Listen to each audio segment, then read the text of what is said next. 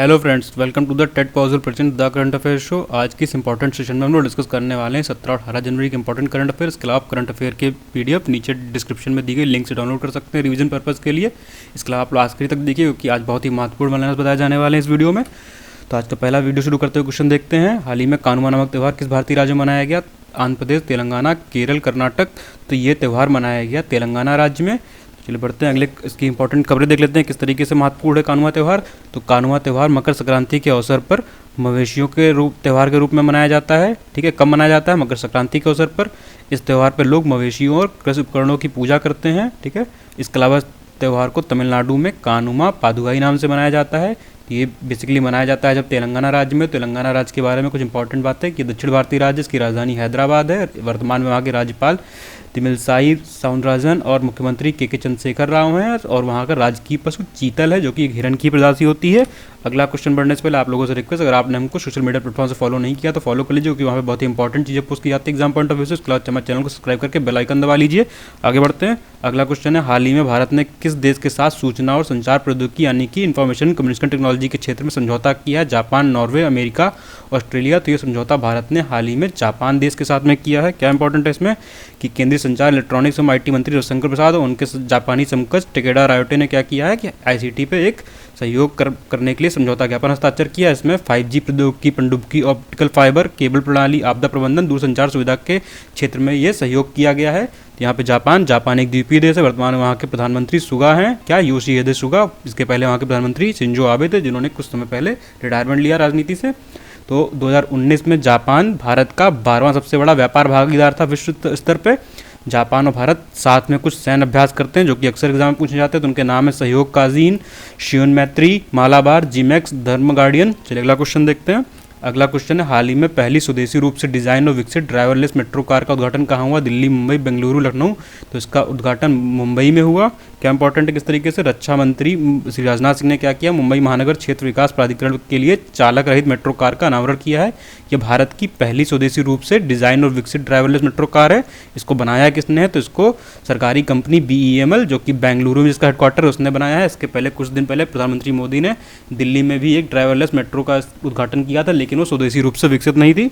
अगला क्वेश्चन देख लेते हैं। हाल ही में किस देश में दुनिया का सबसे बड़ा कोविड-19 टीकाकरण अभियान लॉन्च किया गया है? America, Britain, France, Bharat. तो ये भारत में लॉन्च किया गया है जिसके पहले चरण में 3 करोड़ लोगों को जबकि दूसरे चरण में 30 करोड़ लोगों को टीका लगाया जाएगा। तो कब से शुरू हुआ है? डेट याद कर लीजिए। डेट एग्जाम पूछे जाने की बहुत ज़्यादा संभावना है। 16 जनवरी 2021 से भारत में कोविड के लिए टीकाकरण स्टार्ट हुआ है। इस टीकाकरण में 2 वैक्सीन चालू की गई हैं, कोविशील्ड और कोवैक्सीन। कोविशील्ड जिसको सीरम इंस्टीट्यूट ऑफ इंडिया ने बनाया है, जिसकी डेवलपकर्ता कौन है? तो उसको डेवलप किया है ऑक्सफोर्ड यूनिवर्सिटी और एस्ट्राजेनेका जो कि एक स्वीडिश कंपनी है। और कोवैक्सीन जो कि भारत में ICMR और भारत बायोटेक हैदराबाद के द्वारा विकसित की गई है।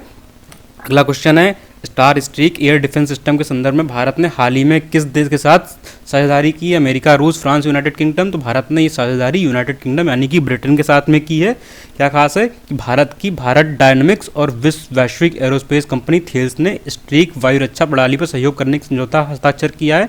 इसमें क्या होगा कि भारत की जो भारत डायनामिक्स कंपनी है ये क्या करेगी? यूके के सशस्त्र बलों को ये सिस्टम प्रोवाइड कराएगी। यहाँ पे जब यूके चर्चा का विषय है तो यूके के बारे में जान लेते हैं। इसकी राजधानी लंदन है। मुद्रा पाउंड स्टर्लिंग। ये कुछ ही समय पहले यूरोजोन से बाहर आया है, यूरोपियन यूनियन से बाहर आया है। वहाँ की राष्ट्राध्यक्ष कौन है? तो वहाँ पे राष्ट्रपति ना होकर वहाँ पे महारानी का सिस्टम चलता है, राजा महाराजा का। तो वहाँ पे वर्तमान में महारानी एलिजाबेथ द्वितीय वहाँ की राष्ट्राध्यक्ष है। प्रधानमंत्री बोरिस जॉनसन है। इसको ब्रिटेन को हम लोग अलग अलग नामों से जानते हैं। कई बार हमको यूके बोल देते हैं, कई बार ब्रिटेन बोल देते हैं, कई बार ब्रिटानिया, कई बार यूनाइटेड किंगडम। तो इसके कुछ अलग नाम दिए हुए हैं। अगला क्वेश्चन देख लेते हैं इस क्रम में। हाल ही में गूगल ने डूडल के माध्यम से जेम्स नाइस्मिथ को याद किया। उनके संबंध में कौन सा विकल्प सही है? उन्होंने बास्केटबॉल के खेल का आविष्कार किया था, उन्होंने क्रिकेट खेल का आविष्कार किया था, उन्होंने फुटबॉल के खेल का आविष्कार किया था, या उन्होंने हॉकी के खेल का आविष्कार किया था?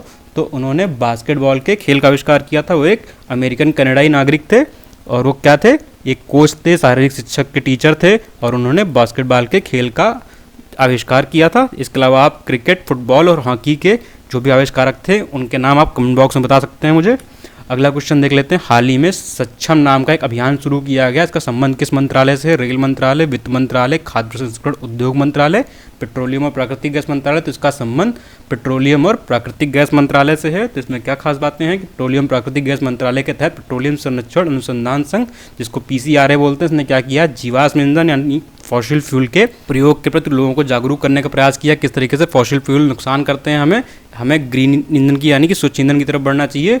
इसी के बारे में ये अभियान चलाया गया, लोगों को किस तरीके से बताया जा रहा है कि किस तरीके से फॉसिल फ्यूल की वजह से लोगों के स्वास्थ्य पे उसका बुरा असर पड़ता है, प्रतिकूल असर पड़ता है। अगला क्वेश्चन देखते हैं। अगला क्वेश्चन है, हाल ही में अमेरिका के नवनिर्वाचित राष्ट्रपति जो बाइडेन की पत्नी जिल बाइडेन ने किस भारतीय मूल की महिला को कार्यालय का डिजिटल निदेशक नियुक्त किया है? गरिमा वर्मा, समंता पवार, वनिता गुप्ता, उजरा जया। तो इन्होंने गरिमा वर्मा को अपना डिजिटल निदेशक नियुक्त किया है।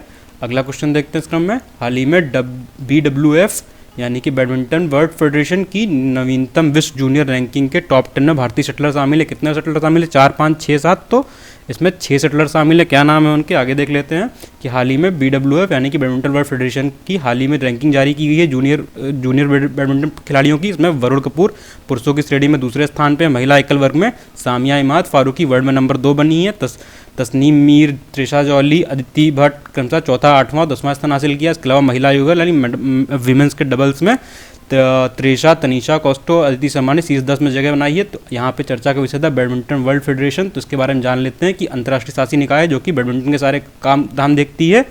इसकी स्थापना 1934 में हुई थी। इसका मुख्यालय कुआलालंपुर मलेशिया में है और वर्तमान में इसके अध्यक्ष या चेयरमैन कौन है? तो पॉल एरिक होयर लॉर्सन क्या है, वर्तमान में BWF के चेयरमैन हैं। अगला क्वेश्चन देखते हैं। हाल ही में UN मानवाधिकार परिषद के अध्यक्ष के रूप में कौन चुना गया है? नजहत शमीम खान, यूसुफ अब्दुल करीम बुचेरी, उगुलबेक लाप्सो, एलिजाबेथ तिची फिशलबर्ग। तो इसमें चुना गया है नजहत शमीम खान को, जो कि फिजी की निवासी हैं, महिला हैं ये फिजी की राजदूत हैं। इन्होंने उपाध्यक्ष के रूप में काम किया है मानवाधिकार परिषद के, अब इन्हें अध्यक्ष के रूप में चुना गया है। तो इन्होंने 47 में से 29 वोट पाए थे इस चुनाव में। तो अब जान लेते हैं संयुक्त राष्ट्र मानवाधिकार परिषद के बारे में। तो उसकी स्थापना 15 मार्च 2006 को हुई थी। उसका हेडक्वार्टर जिनेवा स्विट्जरलैंड में है। स्विट्जरलैंड की राजधानी जिनेवा नहीं, आप अक्सर सुनते होंगे कि फलां संस्था का हेडक्वार्टर जिनेवा में है, लेकिन जिनेवा स्विट्जरलैंड की राजधानी नहीं है, स्विट्जरलैंड की राजधानी बर्न है। अब प्रमुख वन लाइनर्स हैं हमारे आज के। वन लाइनर्स कौन कौन से प्रमुख है? हाल ही में किस भारतीय को फ्रांस के ऑर्डर नेशनल ड्यू मेरिट से सम्मानित किया गया है? तो भौतिक शास्त्री रोहिणी गोडबोले को क्या दिया गया है? फ्रांस का ऑर्डर नेशनल ड्यू मेरिट पुरस्कार। इसके अलावा हाल ही में महिला क्रिकेटर सोफी डिवाइन ने T20 में सबसे तेज शतक लगाया है। उनका संबंध न्यूजीलैंड देश से है। स्वच्छ बिंदु सागर पहल का संबंध उड़ीसा राज्य से है। हाल ही में नेल्सन मंडेला विश्व मानवतावादी पुरस्कार से किसे सम्मानित किया गया है? तो रवि गायकवाड़ को नेल्सन मंडेला विश्व मानवतावादी पुरस्कार से सम्मानित किया गया। हाल ही में स्कॉच चैलेंजर अवार्ड से देश के आदिवासी मंत्री अर्जुन मुंडा को सम्मानित किया गया है। हाल ही में arrow India 21 mobile application launch किया है रक्षा मंत्री राजनाथ सिंह जी ने। वायरस विज्ञानी शी झेंगली का संबंध चीन देश से है।